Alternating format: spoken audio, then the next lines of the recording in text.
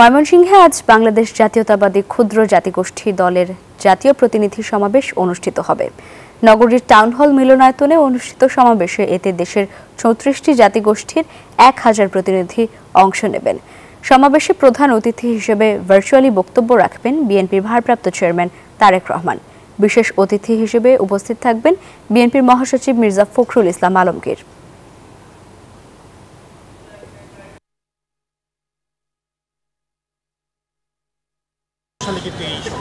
বাংলাদেশ জাতীয়তাবাদী দলের একটি সহযোগী সংগঠনের মধ্যে যোগ দিয়েছে এবং এরপর থেকে কিন্তু এই সমতল যে সংগঠনটি আছে তারা কিন্তু বিভিন্নভাবে বিএনপির সাথে এবং তাদের কৃষ্টি কালচার নিয়ে কিন্তু তারা বিএনপির সাথে যুক্ত আছে এবং তাদের বিভিন্ন দাবি দাওয়া ছিল।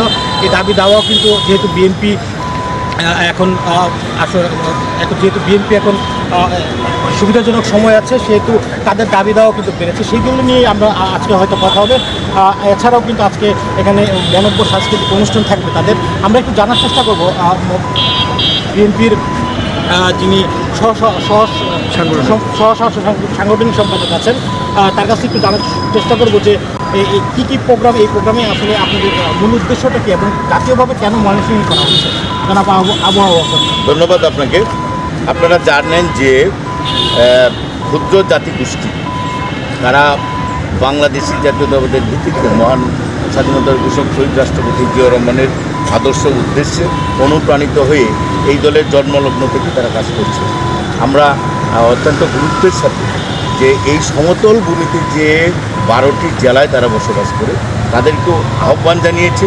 তারা বিগত স্বৈরাচার হাসিনা বিরোধী আন্দোলন করেছে আমাদের সাথে। আপনারা জানেন 2004 সন থেকে এই সংগঠনটি আমাদের সাথে কাজ করে। আমরা 2016 সন থেকে বাংলাদেশি জাতীয়তাবাদের ভিত্তিতে ক্ষুদ্র জাতি গোষ্ঠী দল নামে সহযোগী সংগঠন হিসেবে আমাদের ভারপ্রাপ্ত চেয়ারম্যান জনাব তারেক রহমান এবং মাননীয় মহাসচিব মির্জা ফখরুল ইসলাম আলমগীর সাহেব অনুমোদন দিয়েছে। তারা আমাদের সাথে কাজ করছে। বিগত আন্দোলনে তারা নির্যাতিত, তাদের বাড়িঘরে হামলা হয়েছে, ব্যবসাপাতি সব লুটপাট করে নিয়ে গেছে এবং হাজত বাসও করেছে। সুতরাং আমরা মনে করি কথা এবং কাজে মিল রেখে বাংলাদেশি জাতীয়তাবাদের ভিত্তিতে এই জনাব তারেক রহমানের একটি দাবি বাস্তবায়নের লক্ষ্যে আমরা আজকে এই ময়মনসিংহে এই সমতল ভূমির 12টি জেলায় যারা বসবাস করে তারা জাতীয় সমাবেশ করছে। সেখানে প্রধান অতিথি হিসেবে ভারপ্রাপ্ত চেয়ারম্যান জনাব তারেক রহমান সাহেব।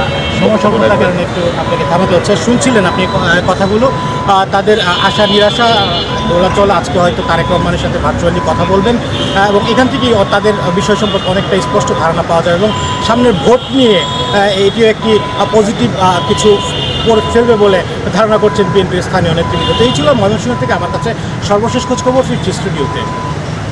নোমান, ধন্যবাদ আপনাকে। একমাত্র স্মার্ট সিটি বসুন্ধরা, আধুনিকতায় এক ধাপ এগিয়ে।